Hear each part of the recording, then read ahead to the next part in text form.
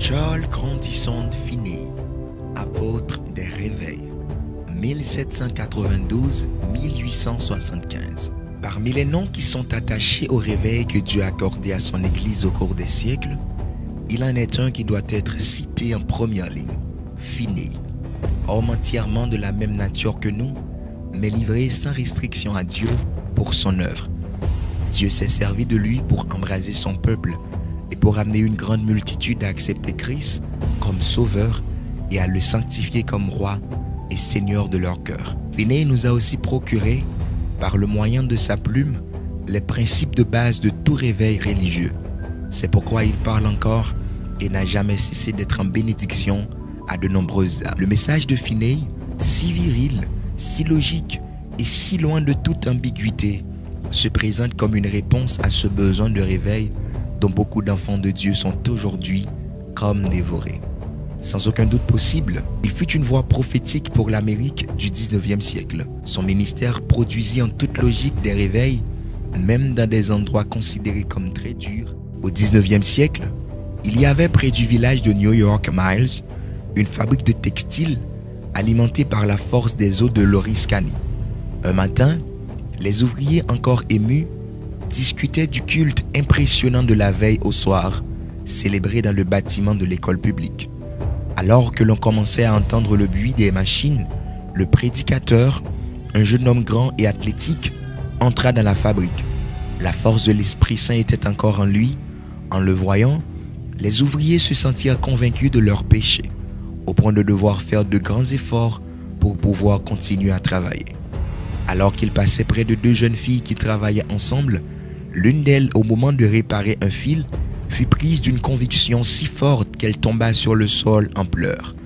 Un instant plus tard, presque tous ceux qui l'entouraient avaient les larmes aux yeux et en quelques minutes, le réveil se répandit dans toutes les parties de l'usine. Le directeur, voyant que les ouvriers étaient incapables de travailler, jugea qu'il serait préférable de les laisser s'occuper du salut de leur âme et ordonna d'arrêter les machines. La vanne des eaux se ferma et les ouvriers se réunirent dans la grande salle du bâtiment. L'Esprit Saint fit alors une grande œuvre et en peu de jours, presque tous se convertirent. On dit à propos de ce prédicateur qui s'appelait Charles Finney qu'après avoir prêché à Governor dans l'État de New York, il n'y eut ni bal ni représentation théâtrale dans la ville pendant 6 ans. On estime que pendant les 2 années, 1857 et 1858, plus de 100 000 personnes furent gagnées au Christ grâce à l'œuvre directe ou indirecte de Finney. Son autobiographie est l'un des récits les plus merveilleux des manifestations de l'Esprit Saint, le livre des Actes des Apôtres mis à part. Certains considèrent le livre de Finney, Théologie systématique, comme l'une des œuvres les plus importantes sur la théologie, à l'exception bien sûr des Saintes Écritures. Comment expliquer sa réussite si éclatante dans les annales des serviteurs de l'Église du Christ? Sans aucun doute, son succès remarquable était, avant tout, le résultat de sa profonde conversion. Charles Finney naquit aux États-Unis dans une ville appelée Warren, dans l'État de Connecticut, le 29 août 1792. Charles Finney naquit dans une famille non croyante et il grandit dans un lieu où les membres de l'Église ne connaissaient que le formalisme de culte foi. Finney était avocat. Comme il trouvait de nombreuses citations bibliques dans ses livres de jurisprudence, il acheta une Bible avec l'intention de connaître les Écritures. Le résultat fut qu'après l'avoir lu, il éprouva un grand intérêt pour le culte des croyants. À propos de sa conversion, il rapporte dans son autobiographie: « À la lecture de la Bible, lors des réunions de prière et en écoutant les sermons de M. Gale, je me rendis compte que je n'étais pas prêt à entrer au ciel. J'étais impressionné surtout par le fait que les prières des croyants, semaine après semaine, restaient sans réponse. J'avais lu dans la Bible: « Demandez et vous recevrez, cherchez et vous trouverez, frappez et l'on vous ouvrira. » J'avais lu aussi que Dieu était plus disposé à donner l'Esprit Saint à ceux qui le demandaient que, sur cette terre, les pères ne le sont à donner de bonnes choses à leurs enfants. J'entendais les croyants demander à l'Esprit Saint de se répandre sur eux pour avouer ensuite qu'ils ne l'avaient pas reçu. Ils s'exhortaient mutuellement à se réveiller et à demander dans leurs prières l'effusion de l'Esprit de Dieu, et ils affirmaient qu'ainsi, il y aurait un réveil avec la conversion des pécheurs. Mais en poursuivant ma lecture de la Bible, Je compris que les prières des croyants ne recevaient pas de réponse parce que ceux-ci n'avaient pas la foi, c'est-à-dire qu'ils ne s'attendaient pas à ce que Dieu leur donne ce qu'ils demandaient. J'ai alors éprouvé un grand soulagement au sujet de la véracité de l'Évangile et je fus convaincu que la Bible, malgré tout, est la vraie parole de Dieu. Ce fut un dimanche de 1821 que je décidai sincèrement de résoudre le problème du salut de mon âme et de me mettre en paix avec Dieu. Je pris conscience des grandes responsabilités qui m'incombaient en tant qu'avocat et je résolus de poursuivre sincèrement ma détermination d'être sauvé. Grâce à la providence divine, je n'étais pas très occupé le lundi et le mardi. Je pouvais donc consacrer une grande partie de mon temps à lire la Bible et à prier. Mais en affrontant résolument la situation, je n'eus pas assez de courage pour me mettre à prier avant d'avoir auparavant bouché le trou de la serrure de la porte. Avant, je laissais la Bible ouverte sur la table avec les autres livres et je n'avais pas honte de la lire devant les tiers. Mais maintenant, s'il entrait quelqu'un, je dissimulais vivement la parole sous un autre livre. Lundi et le mardi, ma conviction augmenta, mais il me semble que mon cœur s'endurcit. Je ne pouvais ni pleurer, ni prier. Le mardi soir, je me sentis très énervé et j'eus l'impression que la mort était proche. J'étais persuadé que si je mourais, j'irais en enfer. Je sortis très tôt pour me rendre à mon bureau. Je crus entendre une voix me demander « Qu'attends-tu? N'as-tu pas promis de donner ton cœur à Dieu? Qu'as-tu l'intention de faire? Te justifier par tes œuvres ?» Ce fut alors que je compris clairement, comme je le vois maintenant, la réalité et la plénitude de la propitiation de Christ. Je vis que son œuvre était complète et au lieu d'avoir besoin de justice propre pour que Dieu m'accepte, je devais me soumettre à la justice de Dieu par l'intermédiaire du Christ. Sans m'en rendre compte, je restais immobile quelques instants au milieu de la rue, là où la voix intérieure m'avait atteint. Alors, une grande question me vint à l'esprit. Vas-tu l'accepter maintenant, aujourd'hui? Je répondis, je vais l'accepter aujourd'hui ou bien je m'y efforcerai jusqu'à la mort. Au lieu d'aller au bureau, je fis demi-tour et je me rendis dans la forêt où je pouvais donner libre cours à mes sentiments sans que personne ne me voie ni ne m'entende. Cependant, mon orgueil n'avait pas désarmé. Je franchis une élévation du terrain et me glissai furtivement derrière une clôture pour que personne ne me voie et ne puisse penser que j'allais prier. Je m'enfonçai dans le bois et parcourus plusieurs centaines de mètres avant de trouver un endroit bien dissimulé entre quelques arbres tombés.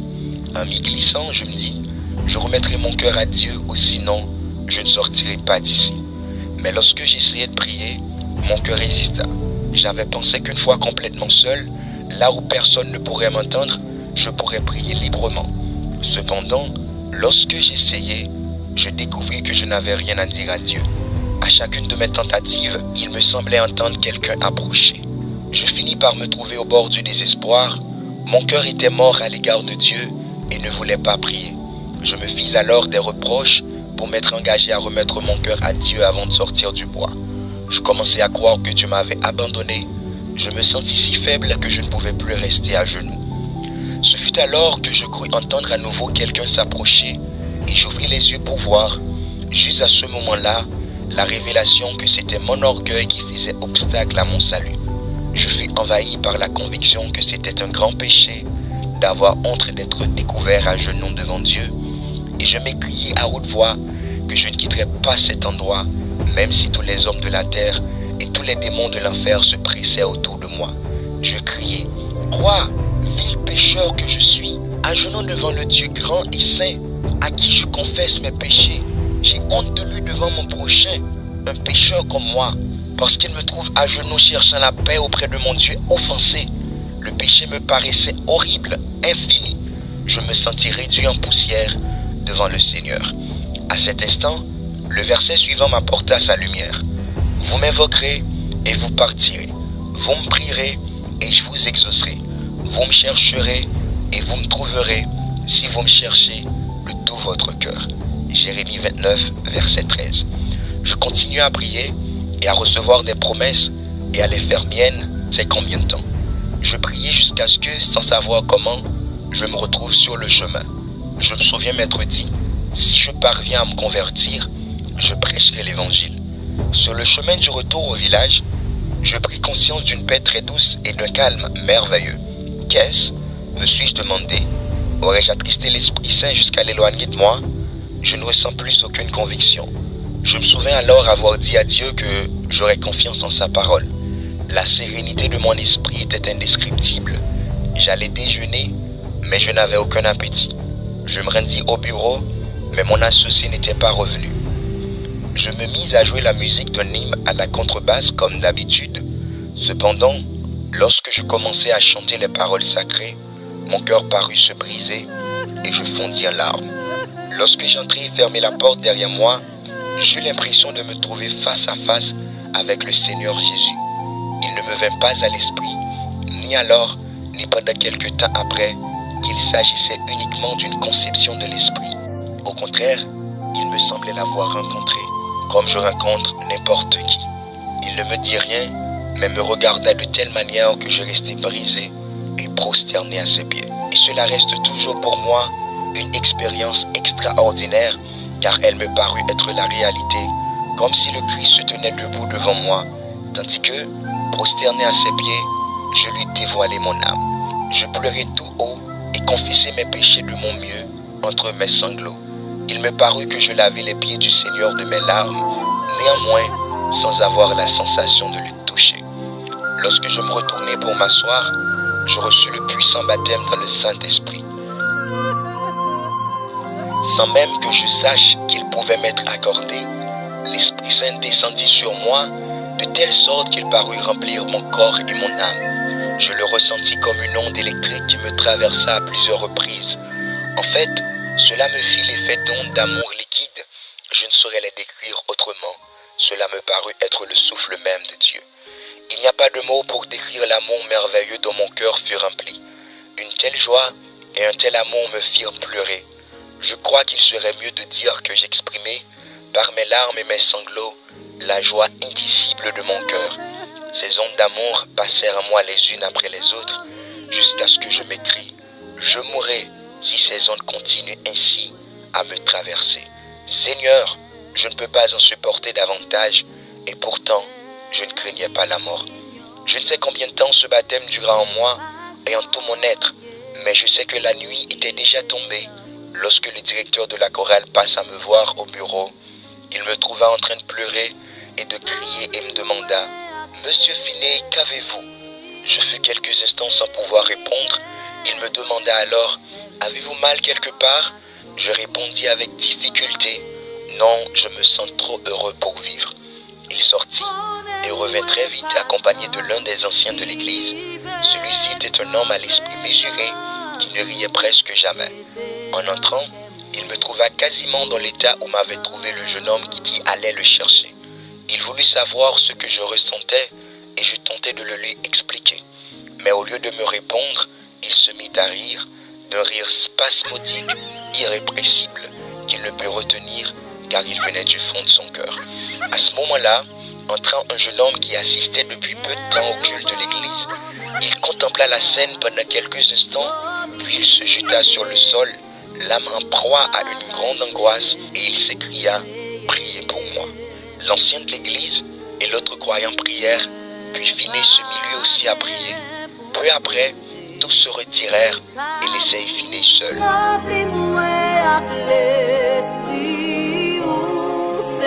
Lorsqu'il se coucha pour dormir, Finet s'endormit, mais se réveilla peu après, sous l'effet de l'amour qui débordait de son cœur. Cela lui arriva à maintes reprises durant la nuit. Plus tard, il écrivit sur ces événements. Lorsque je me réveillai le matin, la lumière du soleil entrait dans ma chambre. Je ne trouvais pas de mots pour exprimer mes sentiments en voyant la lumière du soleil. À ce même instant, le baptême de la veille me revint. Je m'agenouillai au pied de mon lit et pleurai de joie. Pendant très longtemps, je ne pus rien faire si ce n'est épancher mon âme devant Dieu. Au cours de la journée, la conversion de l'avocat fit l'objet de toutes les conversations. À la tombée de la nuit, sans qu'aucun culte n'ait été annoncé, une grande foule se réunit à l'église. Lorsque Finet raconta ce que Dieu avait accompli en son âme, beaucoup furent profondément émus. L'un de ceux qui étaient là éprouva une telle conviction qu'il rentra chez lui en oubliant son chapeau. Un avocat affirma « Sa sincérité ne fait aucun doute, mais il est aussi évident qu'il est devenu fou. Finney parla et pria en toute liberté. Pendant un certain temps, il y eut des réunions tous les soirs et on comptait dans l'assistance des membres de toutes les classes sociales. Ce grand réveil se propagea bientôt dans tous les alentours. Finney écrivit à propos de cet événement. Pendant 8 jours après ma conversion, mon cœur fut tellement rempli que je n'avais envie ni de manger, ni de dormir. C'était comme si j'avais à ma disposition un mec que le monde ne connaissait pas. Je n'éprouvais pas le besoin de me nourrir, ni de dormir. Finalement, je me rendis compte que je devais manger comme de coutume et dormir lorsque je le pouvais. Une grande force accompagnait la parole de Dieu. Tous les jours, je m'étonnais de voir comment quelques paroles adressées à quelqu'un pouvaient lui transpercer le cœur comme une flèche. Je ne tardais pas à aller rendre visite à mon père. Celui-ci n'était pas sauvé. Le seul membre de ma famille à pratiquer la religion était mon jeune frère. Mon père vint m'accueillir à la porte d'entrée et me demanda « Comment vas-tu, Charles ?» Je répondis « Bien, mon père, dans mon corps comme dans mon âme. Mais papa, tu n'es plus jeune. Tous tes enfants sont adultes et mariés. Et cependant, je n'entends jamais personne prier dans ta maison. » Il baissa la tête et se mit à pleurer en disant « C'est vrai, Charles, entre et prie. » Nous sommes entrés et avons prié. Mes parents étaient très émus et ils se convertirent peu après. Si ma mère avait eu quelque espoir auparavant, personne ne l'avait su. Ce fut ainsi que cet avocat, Charles Finney, se détourna de sa profession et devint l'un des plus fameux prédicateurs de l'Évangile. À propos de sa méthode de travail, il écrivit « J'accordais une grande place à la prière parce que je considérais qu'elle était indispensable si nous voulions réellement un réveil. Je m'efforçais d'enseigner la propitiation de Jésus-Christ, sa divinité, sa mission divine, la perfection de sa vie, sa mort, sa résurrection, le repentir, la foi, la justification par la foi et les autres doctrines qui prennent vie par le pouvoir de l'Esprit Saint. Les moyens employés étaient simplement la prédication, les réunions de prière, la prière en privé, l'évangélisation personnelle intensive et les cultes pour l'instruction des personnes intéressées. J'avais coutume de passer beaucoup de temps à prier. Je crois qu'il m'arrivait de prier réellement sans arrêt. Je vis également qu'il était très profitable d'observer de fréquents jours de jeûne complets en secret. Ces jours-là, afin d'être complètement seul avec Dieu, je me rendais dans les bois ou je m'enfermais dans l'église. Nous pouvons voir ci-dessous comment Finney et son compagnon de prière, le frère Nash, bombardaient le ciel de leurs prières. À environ 1 kilomètre de la maison de M. S, vivait un adepte de l'universalisme. En raison de ses préjugés religieux, il refusait d'assister à nos cultes. Une fois, le frère Nash qui logeait avec moi chez M. S se rendit dans les bois pour lutter par la prière, seul et très tôt le matin. Comme il en avait l'habitude, cette fois-là, le matin était si calme que l'on pouvait entendre le moindre son de très loin. Se levant de bonne heure, l'universaliste sortit de chez lui et entendit la voix de quelqu'un qui priait. Il dit ensuite avoir compris qu'il s'agissait d'une prière, bien qu'il ne parvint pas à comprendre les paroles. Mais par contre, il reconnut celui qui priait. Cela lui transperça le cœur comme une flèche. Il prit conscience de la réalité de la religion comme jamais auparavant. La flèche resta dans son cœur et il ne trouva le soulagement que dans la foi en Christ. Au sujet de l'esprit de prière, Charles Finney affirma qu'il était courant lors de ses réveils que les nouveaux convertis se sentent portés par le désir de prier au point de prier pendant des nuits entières jusqu'à l'épuisement de leurs forces. L'Esprit Saint forçait le cœur des croyants et ceux-ci se sentaient constamment responsables du salut des âmes immortelles. Le sérieux de leurs pensées apparaissait dans la prudence avec laquelle ils parlaient et se comportaient. Il était courant de trouver des croyants réunis quelque part, non pas en train de bavarder, mais à genoux et en train de prier. À une époque où les nuées de la persécution étaient chaque jour plus noires, Finney, comme il en avait l'habitude en de telles circonstances, se sentit poussé à les dissiper par la prière. Au lieu d'affronter les accusations en public ou en privé, il priait. Il écrivit à propos de son expérience « Je levais les yeux pleins d'angoisse vers Dieu, jour après jour, et le priais de me montrer le chemin que je devais suivre et de me donner la grâce de supporter la tourmente. Le Seigneur m'envoya une vision pour me montrer ce que je devais affronter. Il s'approcha si près de moi tandis que je priais que ma chair frémit littéralement sur mes os. Je tremblais de la tête aux pieds, pleinement conscient de la présence de Dieu. Nous donnons ci-dessous un autre exemple, pris dans son autobiographie, sur la façon dont le Saint-Esprit œuvrait par sa prédication.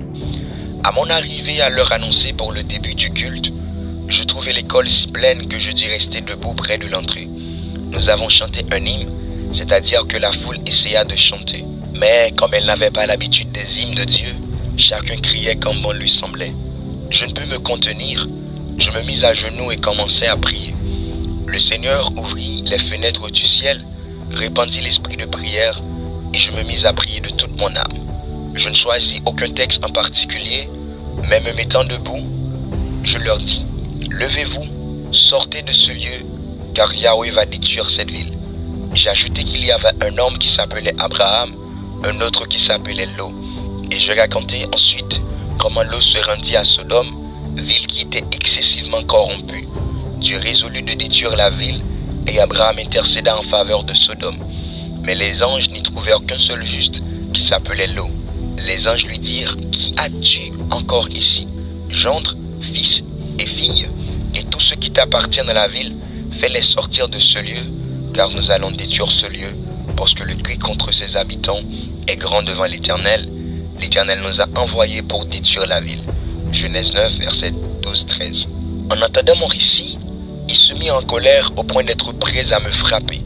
J'interrompis alors mon sermon et leur expliquai que je m'étais rendu compte qu'il ne se célébrait jamais de culte en ce lieu et que j'avais le droit de les considérer comme corrompus. Je soulignais ceci avec plus d'insistance, le cœur débordant d'amour jusqu'à ce que je ne puisse plus me contenir. Après avoir parlé ainsi pendant environ un quart d'heure, les auditeurs parurent enveloppés d'une solennité formidable et ils tombèrent sur le sol en criant miséricorde. Si j'avais eu une épée dans chaque main, je n'aurais pas pu les battre plus vite qu'ils ne tombaient. En effet, 2 minutes après avoir senti l'impact du Saint-Esprit les atteindre, presque tous les assistants étaient à genoux ou prosternés sur le sol. Tous ceux qui pouvaient encore parler priaient pour eux-mêmes. Je dus cesser de prêcher, car les auditeurs ne m'accordaient plus aucune attention. Je vis l'ancien qui m'avait invité à prêcher, assis au milieu de la salle et qui regardait autour de lui, l'air stupéfait. Je criai très fort pour qu'il m'entende, car il y avait beaucoup de bruit, et je lui demandai de prier. Il tomba à genoux et se mit à prier d'une voix retentissante, mais la foule ne lui prêta aucune attention. Alors je m'écriai, « Vous n'êtes pas encore en enfer, je veux vous guider vers le Christ. » Mon cœur se réjouissait devant une telle scène. Lorsque je pus dominer mes sentiments, je me tournai vers un jeune homme qui était près de moi. Je réussis à attirer son attention et je lui parlais du Christ d'une voix forte. Alors, en voyant la croix de Christ, il se calma un instant et commença à prier avec ferveur pour les autres. Puis, je fis de même avec une autre personne, puis avec une autre et encore une autre. Et je continuai ainsi à les aider jusqu'à l'heure du culte du soir dans le village. J'ai laissé l'ancien qui m'avait invité à venir prêcher pour qu'il continue l'œuvre commencée auprès de ceux qui priaient. À mon retour, ils étaient encore si nombreux à crier vers Dieu que nous ne pûmes mettre fin à la réunion qui se poursuivit toute la nuit. Au lever du jour, il en restait encore quelques-uns dont l'âme était blessée. Ils ne pouvaient pas se lever et afin que les classes puissent avoir lieu, il fut nécessaire de les amener dans une maison proche. Dans l'après-midi, ils m'envoyèrent chercher parce que le culte n'était pas encore terminé. C'est alors seulement que j'appris la raison pour laquelle mon message avait mis l'auditoire en colère. Cet endroit était connu sous le nom de Sodome et il n'y habitait qu'un seul homme pieux que le village appelait Lot. Il s'agissait de l'ancien qui m'avait invité à venir prêcher. Déjà âgé, Finney écrivit à propos de ce que le Seigneur avait accompli à Sodome. En dépit du fait que le réveil tomba sur eux si soudainement, il fut si radical que les conversions furent profondes et l'œuvre véritable et durable. Je n'entendis jamais aucun commentaire défavorable à ce sujet. Ce ne fut pas seulement en Amérique du Nord que Finney vit le Saint-Esprit tomber sur les croyants et les jeter à terre. En Angleterre, au cours des 9 mois qu'il y passa à évangéliser, de grandes multitudes, un jour plus de 1000 personnes à la fois, se prosternèrent pendant qu'il prêchait. Certains prédicateurs se fient à l'instruction et ignorent l'œuvre du Saint-Esprit. D'autres, avec raison, refusent ce ministère infructueux et où la grâce de Dieu est absente. Ils prient pour que le Saint-Esprit prenne la relève et ils se réjouissent des progrès accomplis par l'œuvre de Dieu. Mais d'autres encore, comme Finney, se consacrent à rechercher la puissance du Saint-Esprit sans négliger l'aide de l'instruction afin d'obtenir des résultats bien meilleurs. Au cours des années 1851 à 1866, Finney fut président de l'université d'Oberlin et il y enseigna 20 000 étudiants au total. Il mettait l'accent davantage sur la pureté du cœur et le baptême dans le Saint-Esprit que sur la préparation intellectuelle. Oberlin produisit un courant continu d'étudiants remplis du Saint-Esprit. Ainsi, après des années d'évangélisation intensive et grâce au travail immense accompli dans l'université, en 1857, Finney vit la conversion à Dieu de quelques 50 000 âmes par semaine, par mon esprit, Jonathan Gofford. Il arriva aux journaux de New York de ne rien publier d'autre que les nouvelles du réveil. Ses leçons aux croyants sur le réveil furent publiées d'abord dans une revue, puis dans un gros livre sous le titre « Les réveils religieux ». Les deux premières éditions en anglais de 12 000 exemplaires se vendirent dès leur sortie de presse. D'autres éditions en diverses langues furent imprimées.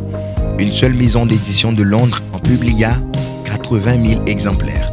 Parmi ses autres œuvres connues dans le monde entier, on compte son autobiographie, les discours aux croyants et la théologie systématique. Ceux qui se convertirent lors des cultes de Finney étaient contraints par la grâce de Dieu à aller de porte en porte afin de gagner des âmes. Finney s'efforça de former le plus grand nombre possible d'ouvriers de Dieu à l'université d'Oberlin. Mais le désir qui brûlait toujours dans tous ses actes était de transmettre à tous l'esprit de prière. Des prédicateurs comme Abel Carey et le Père Nash voyageaient avec lui. Et tandis qu'il prêchait, il continuait à prier. C'est lui qui a dit « Si je n'avais pas l'esprit de prière, je n'obtiendrais rien. Si je perdais pendant une journée ou une heure l'esprit de grâce et de prière, je ne pourrais ni prêcher avec force, ni obtenir des résultats, et je ne pourrais pas non plus gagner des âmes personnellement. » Afin que personne ne juge son œuvre superficielle, nous citons un autre auteur.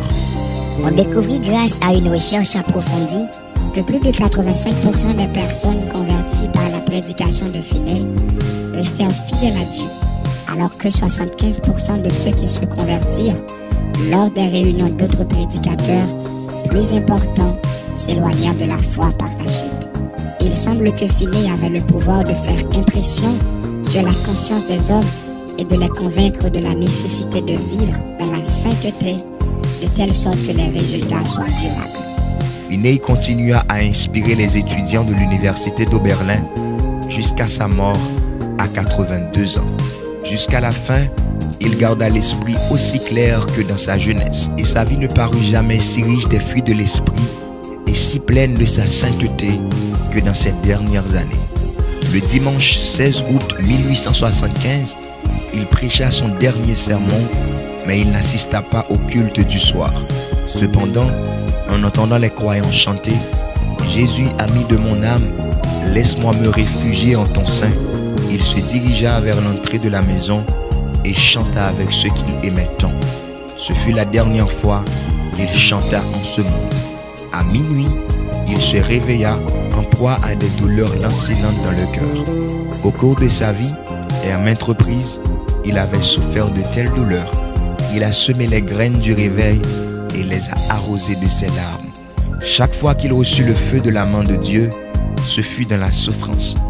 Finalement, avant le lever du jour, il s'endormit sur la terre pour se réveiller dans la gloire du ciel. Il mourut 3 jours seulement avant d'atteindre son 83e anniversaire.